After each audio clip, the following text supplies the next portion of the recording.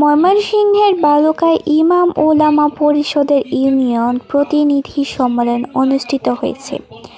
সকালে দিনব্যাপী উপজেলা পরিষদ কমপ্লেক্স ভবনে এই সম্মেলনের আয়োজন করে ইমাম ওলামা পরিষদ ভালুকা উপজেলা শাখা।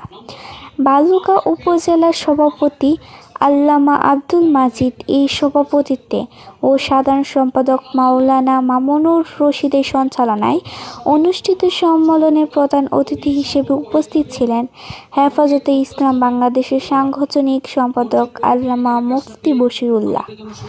বিশেষ অতিথি ছিলেন ময়মনসিংহে বড় মসজিদের খতিব আল্লামা আব্দুল হক এবং জাতীয়তাবাদী স্বেচ্ছাসেবক দল কেন্দ্রীয় কমিটির সদস্য মুস্তাফিজুর রহমান মামুন।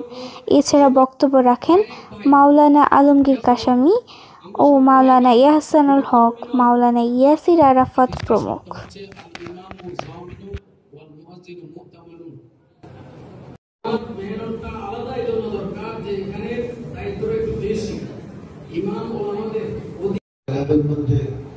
ইমামদের মধ্যে একটা গণজীবন সৃষ্টি হোক।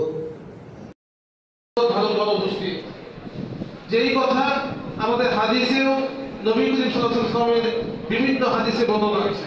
একইভাবে আমাদের ইমাম মুক্তদা হবেন, ইমাম মুক্তদা হবেন, জামিন হবেন।